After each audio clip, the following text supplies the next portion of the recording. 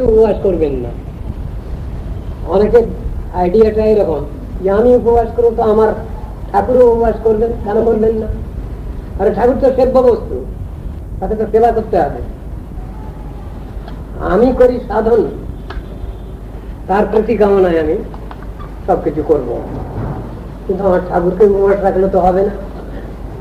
ঠাকুরের প্রতি কামনার জন্য আমি উপবাস করি, আমি লঙ্ঘন নেই, এ কথা তো লেখা আছে বাইবেল। আবার শুধু উপবাস করলেই হয়ে যাবে? আবার প্রশ্ন এর পিছনে, লোভবাসস্তু লঙ্ঘনে, লঙ্ঘন দিলেই ব্রত বার ব্রত করা হয় না, উপবাস করা হয় না। আমি উপবাস করলাম, আগের দিন রাত্রে থেকেই যখন শুনতে পেয়েছি উপবাস আছে, তখন থেকেই মন খারাপ হয়ে গেছে। উপবাসের নাম শুনি, আর পরের দিন সকালবেলা থেকে অন্যদিন শুই না, সকালে পরের দিন সকালবেলায় শুয়ে পড়লাম, সারাদিনই শুয়ে শুয়ে কাটিয়ে দিলাম। বলছেন ওটা উপবাস নয়। এই নৌপবাসস্থ লঙ্ঘনে এই স্মৃতি বাক্যের ওটা প্রতিলাভ। নৌপবাসস্থ লঙ্ঘন, লঙ্ঘন দিলেই উপবাস হয় না। তাহলে উপবাস কিসে হবে? অন্যান্য দিনে আমি যতটুকু হরিনাম করি তার থেকে বেশি হরিনাম করতে হবে। অন্যান্য দিনে যতটুকু আমি ভক্তি গ্রন্থ আলোচনা করি তার থেকে বেশি করে করতে হবে। অন্যান্য দিনে যতটুকু সেবা করি আমি তার থেকে বেশি করে সেবা করতে হবে। অন্যান্য দিনে ঠাকুরের সেবা পূজা যেভাবে করি তার থেকে আরো ভালোভাবে করতে হবে। এইসব কথাগুলো লেখা আছে। তাহলে উপবাস সার্থক, উপবাস পূর্ণতা প্রাপ্ত হয়। এই কথাই তো লেখা আছে শাস্ত্রে। উপবাসের দিনে একজন যা নিষেধ আছে সেগুলো করছেন। কিরকম? ভালো মন্দ খাওয়ার ব্যবস্থা করছেন, দিনে নিষেধ আছে কিছু। কি নিষেধ? অসকৃত জলপান হচ্ছে। বারবার বারবার যদি জল খাওয়া যায় তাহলে উপবাস নষ্ট হয়ে যায়। এরকম নিয়ম আছে তো। অসকৃত জলপান হচ্ছে, বারবার জল খাওয়া ঠিক না। সকৃত তাম্বুল ভক্ষণা, ভুল করেও যদি কখনো আমি একটু পান খেয়ে ফেলি, গুয়া পান, উপবাস নষ্ট হয়ে গেল। উপবাস চিন্তা ছাড়া আমার নিজস্ব কিছু চিন্তা নিয়ে আমি সময় কাটিয়ে দিলাম, বা মনান্তর মতান্তর করে ঝগড়া বিবাদ করে খেলাম না। ঝগড়া বিবাদ করে খেলেন না, প্রহ্লাদ মহারাজের ব্যাপারে আছে। সকলের বেলায় কি হবে ওটা? যেহেতু একটা বিচার, প্রহ্লাদ মহারাজের ব্যাপারে ওটা হলো, তিনি যে স্ট্যাটাসের লোক, তার জন্য হয়েছে ওটা। এখন আমি যদি ওরকম করি তাহলে কি হবে? ঝগড়া বিবাদ করে খেলাম না, রাগ করে হবে না। ঠাকুর কীর্তন করলেন, ভুলিয়া তোমার সংসারে আসিয়া নানাবিধ ব্যথা, তোমার চরণে আসিয়াছে আমি বলিব দুঃখের কথা। জননী জঠরে ছিলাম যখন বিষম বন্ধন পাশে, একবার প্রভু দেখা দিয়া মরে বঞ্চিলে এ দিন দাসে। এটা কি সকলের জন্য লেখা হয়েছে? এটা সকলের জন্য নয়। কোন বিশেষ ক্ষেত্র, বিশেষ জীবাত্মার ক্ষেত্রে এই ঘটনা হয়, ভাগবতে বর্ণনা আছে, সকলের হয় না। মাতৃগর্ভে থেকে ভগবানের চিন্তা করার এই সুযোগ, এই অপরচুন মোমেন্ট সকলের আসে না, কদাচিৎ কারো আসে। ভক্তিবিনোদ ঠাকুরের এসেছে, তাই তিনি নিজের কথাই বলে গেছেন। ওটা সকলের বেলা কোন ফ্যাক্টর নয়, এই কথাই লেখা আছে। একবার প্রভু দেখা দিয়া মরে বঞ্চিলে এই দিন দাসে, তখন ভাবিনু জনম পাইয়া করিব ভজন তব, জনম হইল পূর্ণিমায়া জলে, না হইল জ্ঞান লব। আদরের ছেলে স্বজনের কোলে হাসিয়া কাটানো কাল, জনক জননী স্নেহেতে বলিয়া সংসার লাগিল ভালো। এই যে পরপর স্টেজ ব্যাখ্যা করে যাচ্ছেন, ওর নিজের লাইফটাকেই বলে যাচ্ছেন। সাধারণ সকলেরই প্রায় জীবনটা এরকমই হয় সেই হিসাবে। কিন্তু আমি যদি বসে থাকি, আমি কালে প্রতিজ্ঞা করেছিলাম, তা নয়। সকলেরও ভাগ্য সৌভাগ্য হয় না, কদাচিৎ কারো হয় সৌভাগ্য। সেই কথাই লেখা আছে ভাগবতে। তাহলে সব জিনিসটাই আমার জন্য নয়, কারো ব্যক্তিগত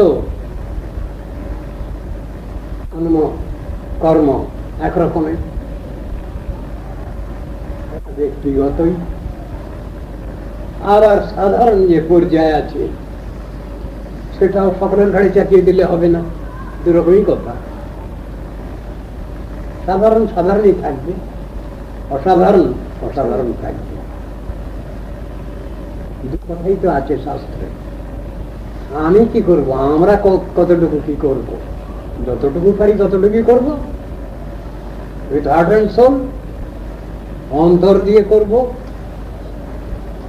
সরল ভাবে করব, নিষ্কপটে করব, শাস্ত্রের আদেশ নির্দেশ অনুজ্ঞা যতটা পারি পালন করব। পালন করাটাই তো বড় কথা। অপালন করা, পালন না করা, এটাতে খুব বাহাদুরি নাই। খারাপটাকে ছাড়তে হবে, এ কথা হাজারবার লেখা আছে শাস্ত্রে। ভালোটাকে গ্রহণ করতে হবে। দুটো কথাই তো পাশাপাশি লেখা আছে গীতা ভাগবত।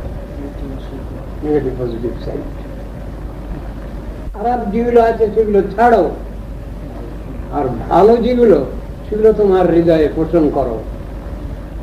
এই তো কথা লেখা আছে। দুঃসঙ্গ খারাপ জিনিস ছাড়ো, সাধু সঙ্গ ভালো জিনিস গ্রহণ করো। ওটা পাওয়ার আকাঙ্ক্ষা রাখো, যে কোনো উপায়ে তোমাকে ওই জিনিস পেতে হবে। সেটা পেতে গেলে যা ব্যবস্থা করতে হয় সেগুলো তুমি করো, সেটাই তো সাধন প্রচেষ্টা। দুটোই তো রাখতে হবে। কোনটাকে বাদ দেবো আমি? খারাপটাকে ছাড়তে হবে, ভালোটাকে গ্রহণ করতে হবে। তার জন্য আর পারিপার্শ্বিক যেসব আমার করণীয় আছে সেগুলো আমাকে করতে হবে। আমি তো ছেড়ে দিতে পারবো না। আমার শরীর খারাপ এই দেখে যদি আমি না মরতেই ভূত হয়ে যাই, তাহলে তো আমার দ্বারা কিছুই সম্ভব হবে না।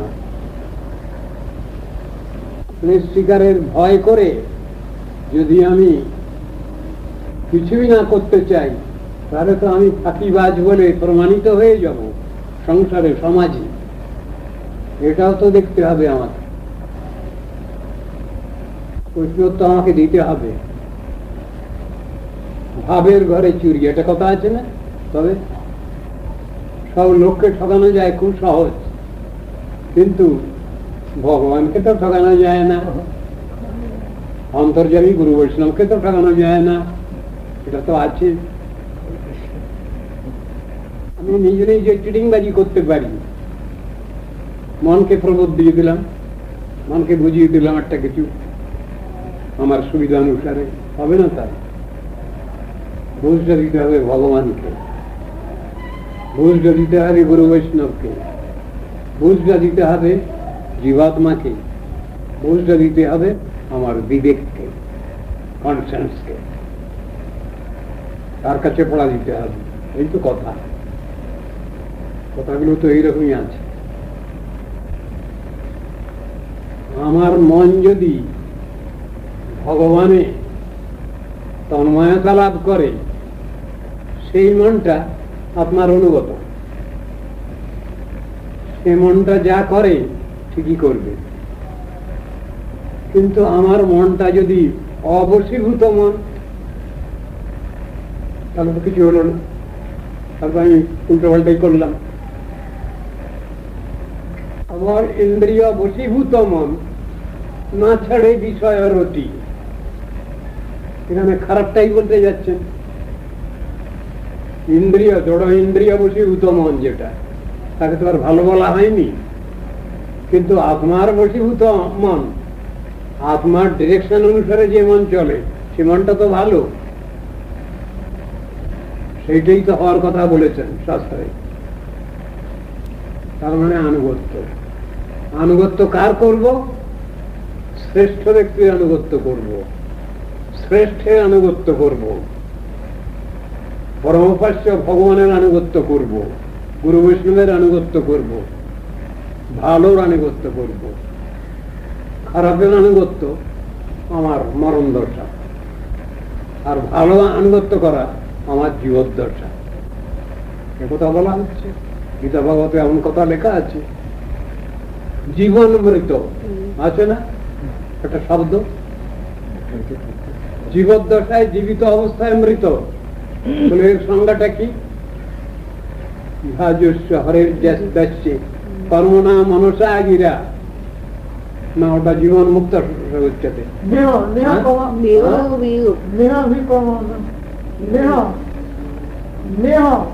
নেহ যৎকর্ম ধর্মায় ন বিরাগায় কল্পতে ন তীর্থ পাদ সেবা ওই জীবন মৃত। যৎকর্ম ধর্মায়, আমি যে অনুষ্ঠানটা করছি, আমি যেটা করতে যাচ্ছি, এটা যদি ধর্মের উদ্দেশ্যে না হয়, আত্মধর্মের সহযোগী না হয়, ন বিরাগায় কল্পতে, ভগবানকে যখন আমি ভালোবাসি তখন একটা বৈরাগ্য উপস্থিত হয়। সে বৈরাগ্য সাময়িক নয়, পার্মানেন্ট বৈরাগ্য। স্বভাবতই তার আহার বিহারে একটা সংকোচ আছে, সীমিত এর মধ্যে তিনি চলতে চান। আমি কাউকে উদ্বেগ দেবো না, কাউকে কষ্ট দেবো না, এরকম ভাগ্যতা। এটা পার্মানেন্ট জিনিস। কিন্তু লোক দেখানো বৈরাগ্য, আমি খুব বড় সাধু, আমার অনেক বৈরাগ্য আছে, আমি খুব কম খাই, আর বিহার স্বাচ্ছন্দ্যতে এই ভাবটা, ওটা কপটতা, ওটা ভালো না। শাস্ত্র কোনটা ব্যাখ্যা করেননি, সবটাই তো ব্যাখ্যা করা আছে শাস্ত্রে। আমাদের নিয়েই তো বড় চিন্তা দুর্ভাবনা শাস্ত্রে। ভগবানের মুখের বাণী, তার নাম তো শাস্ত্র। ভগবানের চিন্তা বেশি, কত ভাগা দুর্ভাগা আমরা। আমাদের জন্য অনেক চিন্তা ভাবনা আমাদের সুপ্রিম গার্জিয়ানের। এই কথা তো অস্বীকার করবার উপায় নেই। তার যে চিন্তা আছে সেই চিন্তা ব্যাখ্যা করা যায় না, অথচ তিনি সবটার মধ্যেই আছেন। গীতায় উপদেশ করছেন কৃষ্ণ নিজে, লোকা ন কুর্যা কর্মচেদম। আমি যদি কর্মাচরণ করে শিক্ষা না দেই জগৎকে, তাহলে জগৎ শিক্ষা পাবে না। বলে এরকম কথা বলে, হ্যাঁ, ওই যদ্যদ আচরতি শ্রেষ্ঠ তত্ত্বদেব ইতরৌ জন।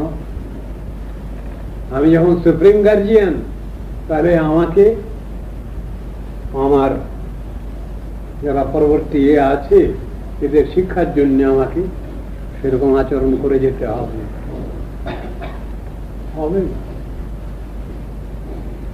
আবার যদি ছেলের সামনেই বিড়ি সিগারেট খান, ছেলে বলেই ফেলবে তুমি খাচ্ছ কেন, কথা চুপ হয়ে যেতে হবে তখন বাপকে। সত্যিই তো এইরকম ধরনের শিক্ষা রয়েছে ধর্ম জগতেও, সে কথা বুঝানো আছে। যদি আদর্শ না রাখেন সামনে, মুশকিল হয়ে যায়, তো সন্তান সন্ততি বর্গের পক্ষে খুব অসুবিধা হয়ে যায়। এইসব কথাগুলো রয়েছে। কৃষ্ণ বলছেন আমাকে এই কষ্টকর পরিশ্রম করতে হচ্ছে অর্জুন। গার্জিয়ান হওয়া বড় মুশকিল, মালিক হওয়া বড় মুশকিল, সর্বোপরি মালিক হওয়া আরো মুশকিল। মাঝখানে যারা আছেন তারা একরকম করে চলতে পারেন, কিন্তু সুপ্রিম অথরিটি যিনি, তার বড় কষ্ট। এসব কথাগুলো তো আছে, শাস্ত্রে লেখা আছে। ভগবানের কষ্টটা আমাদের ফিলিং এর মধ্যে আসে না তো? তিনিই বোঝেন। The wearer best knows where the shoe pinches. নূতন জুতো কোথায় কাটে পায়ে, যিনি জুতোটা পরেন ব্যবহার করেন তিনিই বোঝেন। ভগবান ওই রকম ধরনের সমঝদার, বুঝদার, তার বুঝের মধ্যে কোনো ভুল নেই, খুব ভালোভাবে জানা আছে তার কোনটা কতটুকু ভালো কোনটা কতটুকু খারাপ।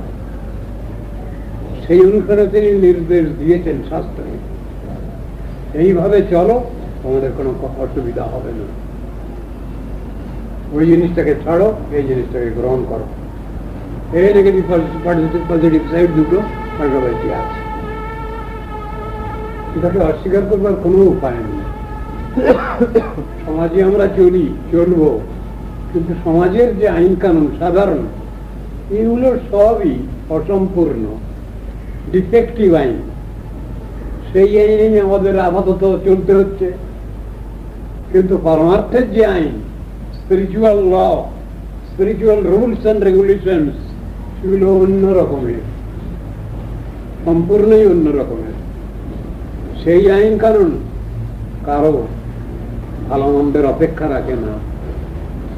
সেই আইনকে কেউ ভালো বলল, তাতেও তার কোনো অহংকার নেই সেই আইনের, আর তাকে কেউ সমালোচনা করলো সেই আইনকে, তাতেও তার কিছু বয়ে যায় না, যায় আসে না। এমনই জিনিসগুলো তো এইরকম।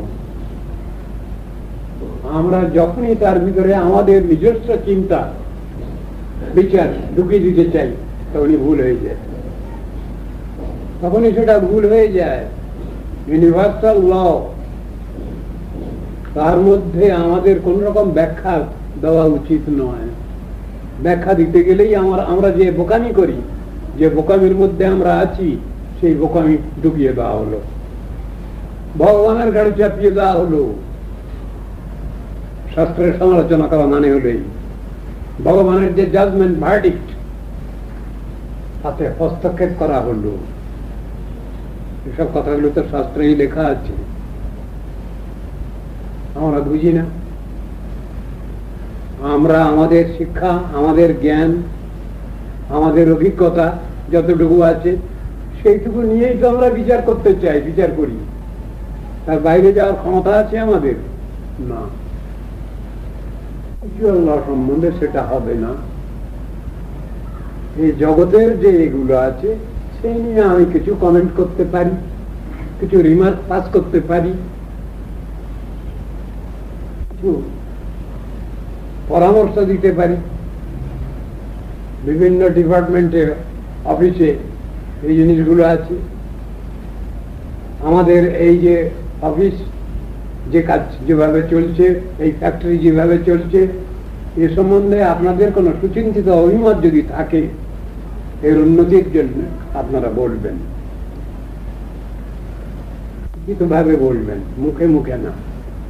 এই বক্স থাকলো, তার ভিতরে আপনাদের সব এইগুলো বলবেন, গ্রিভেন্স, সুবিধা অসুবিধা, এই ফ্যাক্টরি কিসে উন্নতি হবে, এই প্রতিষ্ঠানে কিসে উন্নতি হবে, করা থাকে। ওগুলো সব ডিপার্টমেন্টে আছে। এগুলো হলে জাগতিক ব্যাপার, কিন্তু বৈকুণ্ঠ জগতের ব্যাপারে সাধারণের হস্তক্ষেপ করার কোনো অধিকার নাই। কেন? এ সম্বন্ধে তারা সম্পূর্ণই অজ্ঞ, জানেন না খবর। তাদের কোটেশন কল করা হয় না, ভালো মন্দের কোটেশন তাদের কল করা হয় না। কেউ আছেন, তারাই সেটা দেখাশোনা করেন। এই অনুসারে সবটা চলতে লাগে, এটাই বলা আছে। আমরা সবাই সেই জন্যেই গুরু বৈষ্ণবের বিঘষাসী ভৃত্য। বিঘষাসী মানে কি? উচ্ছিষ্ট ভোজী ভৃত্য, ভগবানের উচ্ছিষ্ট ভোজী ভৃত্য। আমাদের করবার কিছু নেই। সেই স্পিরিচুয়াল লয়ের মডিফিকেশন আমাদের দ্বারা সম্ভব না। স্পিরিচুয়াল লয়ের মধ্যে অ্যাডিশনাল অল্টারেশন আমাদের পক্ষে সম্ভব না। Axiomatic truth, universal truth, absolute truth, সে কথাগুলো বুঝানো আছে। আমরা সেইভাবে চলব। শাস্ত্রে যেমন আছে, এর থেকে ভালো কথা কেউ বুঝাতে পারেননি। আবার খারাপ যেটা সে সম্বন্ধেও বাস্তব অভিজ্ঞান দিতে কেউ পারেননি আমাদের। কথাটা এইরকম, ভালো খারাপ সম্বন্ধে এমন ধরনের কথাগুলো আছে। মডিফিকেশন হবে এখানকার আইনের, হবে অ্যাডিশনাল মডিফিকেশন হবে এখানকার আইনের। স্পিরিচুয়াল লাইফে কোনো মডিফিকেশন হয় না, একসঙ্গেই সব কথাগুলো বলা আছে।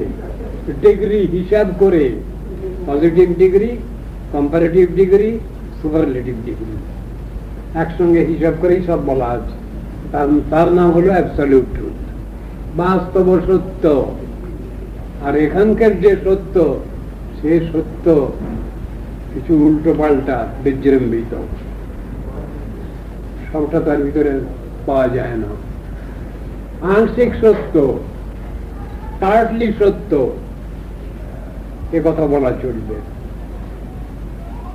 হয়তো সেটা আদৌ সত্যই নয়, একদম মিথ্যা। আপনি মিথ্যা কথা বলছেন, এ কথা বললে কারো অবমাননা করা হয়, তখন ওটাকে মোলায়েম করে নরম ভাবে কিভাবে বলতে হবে? আপনি যা বলছেন সব অসত্য, ডাইরেক্টলি তাকে হিট করা হলো না, ঘুরিয়ে বলা হলো আপনি যা বলছেন সব অসত্য বচন, ডিগ্রি কমিয়ে দেওয়া হলো। কিন্তু কথাটা ঠিক আছে, আপনি যা বলছেন মিথ্যাই বলছেন।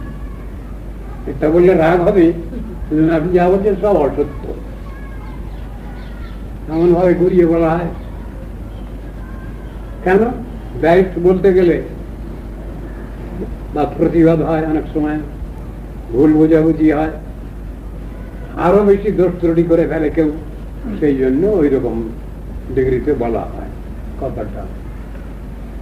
কিন্তু ওই রকম জাগতিক জিনিস আর পারমার্থিক জিনিস দুটো আলাদা, দুই রকম আইনে চলে। আমরা এখানকার আইন পরমার্থ জগতে লাগাতে পারি না, আবার পরমার্থের আইন আবার এই জগতেও লাগানো চলে না, ভুল বুঝাবুঝি হয়ে যাবে। উদ্ধাপীয় সেই লীলা করে গৌর রায়, কোন কোন ভাগ্যবান দেখিবারে পায়। কতটা আছে আজও পর্যন্ত খুব সুন্দর সেই অপ্রাকৃত লীলা করছেন বলে, হ্যাঁ সকলে দেখতে পাচ্ছি না, আমরা বুঝতে পারছি না। কোন কোন ভাগ্যবান, তাদের দৃষ্টিতে আসছে, সকলের নজরে আসছে না, তাহলে দৃষ্টিভঙ্গি আলাদা। সমগ্র জগতের লোক একরকম আইনে চলছে মোটামুটি, তাহলে গীতার উপদেশ কেন? কি দরকার ছিল? ভগবান অর্জুনকে উপদেশ করার কোনো দরকার ছিল না, তো হায়ার লেভেলে আছে, তাকে লক্ষ্য করে সমগ্র জগৎকে উপদেশটা করছেন কৃষ্ণ। তা সেখানে তারা তো সবাই জ্ঞানী গুণী, জগতের লোকের যে জ্ঞানের সীমা আছে তারা তো সবাই জ্ঞানী গুণী, অনেক কিছু জানেন বোঝেন। তাহলে কেন সেখানে কৃষ্ণ কথাটা তুললেন? জ্ঞানং তেহম সবিজ্ঞানমিদম বক্ষ্যাম্যশেষত, আমি বলছি জ্ঞানের কথা। সবিজ্ঞানম, ওই জ্ঞানের কথাটা সবিজ্ঞান আমি বলছি, বুঝাচ্ছি, শোনো। যজ্ঞত্বা নেহ ভুজন্য জ্ঞাতব্যম অবশিষ্যতে, যে বিজ্ঞান সম্বন্ধিত জ্ঞান জানলে পরে তোমার আর জানবার কিছু বাকি থাকবে না, সব জানা হয়ে যাবে, সব শেখা হয়ে যাবে, সব বোঝা হয়ে যাবে। এমনই ব্যাপার তো। বিজ্ঞান কি আর সেই বিজ্ঞানী বা কি? তো বড় বিজ্ঞানী, তাকে যে স্তর করছেন সুখদেব বা কৃষ্ণদ্বৈপায়ন বেদব্যাস, সেখানে তো বিজ্ঞানের কথা আছে। ভব ভয়মপহন্তুম জ্ঞান বিজ্ঞান সারম বলা আছে। জ্ঞান বিজ্ঞান সারম, শাস্ত্রীয় যে জ্ঞান এবং বিজ্ঞান শব্দ তার অর্থ আলাদা, আর জড় জগতের যে বিজ্ঞান তার অর্থ আলাদা। সেই বিজ্ঞানেতে দোষ ত্রুটি ধরা পড়ে, সে থিওরি একজনে এসে উল্টে দেন পরে এসে, আপনি এটা বলেছেন, এটা ঠিক হয়নি। আবার তিনি যতটুকু বুঝেছেন ততটুকু বলেছেন, তারপর আরো জন এসে বললেন না আপনার ওটা হয়নি ঠিক। এই তো জড় বিজ্ঞানের এইগুলো ইতিহাস আজও চলছে, এটা আজও চলছে এই ব্যাপার।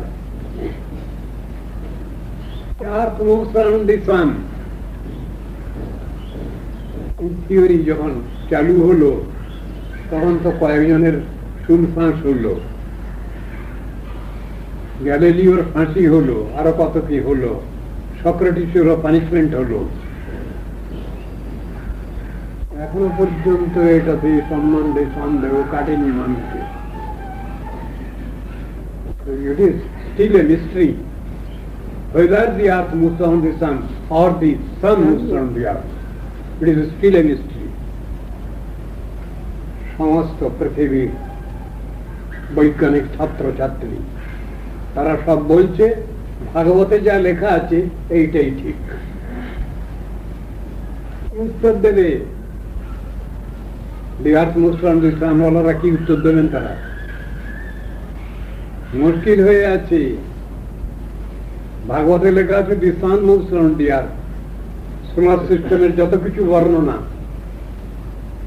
ঠিক ওরই আলোকে বলা আছে, ওরই লাইটে আদলে বলা আছে। সব জিনিসগুলো তো আলোচনার বিষয়। অ্যাস্ট্রোনটসরা তারা এসে বলছেন আমরা চন্দ্রে নেমেছিলাম। তারা অ্যাস্ট্রোনটস যারা গেছেন সেখানে তাদের মধ্যে কয়েকজন তারা বলছেন ওগুলো সব বাজে কথা, ভয়ঙ্কর ব্যাপার, এগুলো নিয়ে আলোচনা আজও কিছু মেটেনি। তারা বলছেন মিথ্যা কথা বলছেন আপনারা, আপনারা চন্দ্রে নামতে পারেননি। চন্দ্র লোক আর চন্দ্র গ্রহ দুটো আলাদা জিনিস, এ নিয়ে আলোচনা রয়েছে। চন্দ্রলোক একটা পৃথক জায়গা আর চন্দ্র গ্রহ আলাদা জায়গা। আপনারা যে পাথরের নুড়ি বলছেন যে এটা ওখানকার, ওখানকার নয়। পাথরের নুড়ি ঠিক আছে, কিন্তু কোন জায়গায় পাথরের নুড়ি? বিজ্ঞান বলছেন ওরা যে স্পেসশিপ যেগুলো তৈরি করছেন 1.5 লক্ষ মাইল যেতে পারে, 1.5 লক্ষ কিলোমিটার যেতে পারে, আর ওগুলো আছে 3 লক্ষ 4 লক্ষ কিলোমিটারে। তাহলে কি করে ওরা সেখানে গিয়ে নেবে সেই জিনিস নিয়ে এলেন? এই সব নিয়ে অ্যাস্ট্রোনটসদের ভিতরে গন্ডগোল, মতদ্বৈধতা। আমরা কি মানবো, কোনটা মানবো, এ নিয়ে তো ঝগড়া আজও আছে। এ নিয়ে সাধারণ মানুষ এ নিয়ে মাথা ঘামাচ্ছে, কিন্তু আলোচনা তো রয়েছে, আলোচনা তো আজও করছেন তারা, আলোচনা চলছে, আলোচনা শেষ নেই। সব জিনিসগুলো এইরকম। কতগুলো গ্রহ আবিষ্কার হচ্ছে যে গ্রহের আগে সন্ধান পাওয়া যায়নি, তাদের এতে আসেনি। সেগুলো আদৌ গ্রহ না হতে পারে, সেগুলো অন্য কোনো জিনিস হতে পারে, সেগুলো কমেট জাতীয় কিছু হতে পারে। নিয়ে তো আলোচনা সবসময় চলছে। এর তো শেষ নেই এই আলোচনা। সব জিনিসগুলোই তো আমাদের বুঝতে হবে। আমরা যেটুকু বিচার করছি, যেটুকু আমাদের মেন্টাল স্পেকুলেশন, সেগুলো তো এখানকার জিনিস, এর বাইরের জিনিস না, এখানকার স্পিয়ারের জিনিস।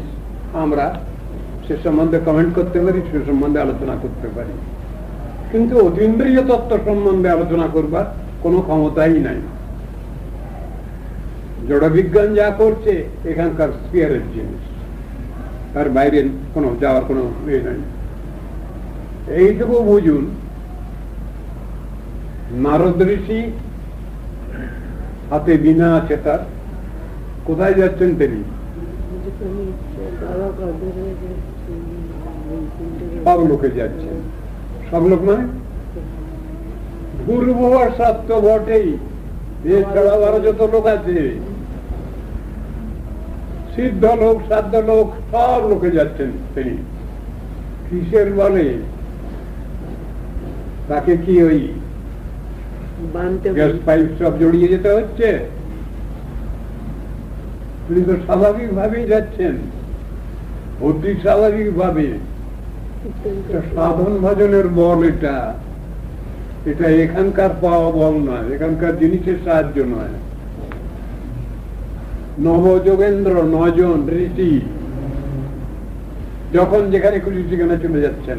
অব্যাহতগতায় সুরচিত সাধ্য গন্ধর্ব নাগ কিন্নর লোকান, বর্ণ রয়েছে সব। বাজে কথা, মিথ্যে কথা?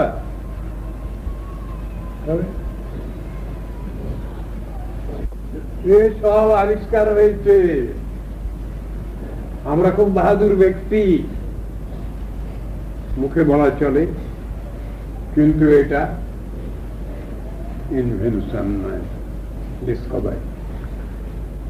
ইট ওয়াজ ইন এক্সিস্টেন্স, সেইটা লোকলোচনের সামনে তুলে ধরা হলো। এটা তো ডিসকভারি বলে। এই ডিসকভারির যে বাহাদুরি, সেটুকু আমরা নিতে পারি, তার বেশি আমরা কিছু বলতে পারি না। কলম্বাস ডিসকভার্ড আমেরিকা, তাই আমেরিকানদের নাম হলো রেড ইন্ডিয়ান্স। ইন্ডিয়া আবিষ্কার করতে এসেছিলেন তো তিনি, চলে গেছেন আমেরিকায়। আমেরিকানদের বলা হয় রেড ইন্ডিয়ান্স। তার এ অনুসারে কেপ অফ গুড হোপ বললেই তো হবে না, ইন্ডিয়া তো আবিষ্কার করেননি তিনি, তিনি চলে গেছেন আমেরিকায়। তাই ওদের নামই দিলেন রেড ইন্ডিয়ান্স। ওরা কি রেড ইন্ডিয়ান্স নাকি? তাহলে নামকরণ হলো কেন ওরকম? ইন্ডিয়ান্স নয়, কিন্তু তিনি তো নামকরণ করলেন রেড ইন্ডিয়ান্স বলে। সব জিনিসের ভিতরে এইরকম ধরনের গন্ডগোল আছে। কি করবো আমরা? আমাদের বিদ্যা বুদ্ধি কতটুকু, আমাদের জ্ঞান ভান্ডার কতটুকু, জমার ঘর কতটুকু, সীমিত। এর বাইরে যাওয়ার ক্ষমতা নেই। বাইরে যাওয়ার ক্ষমতা হয়, তার একটা অবস্থা আছে, তার একটা পরিবেশ আছে,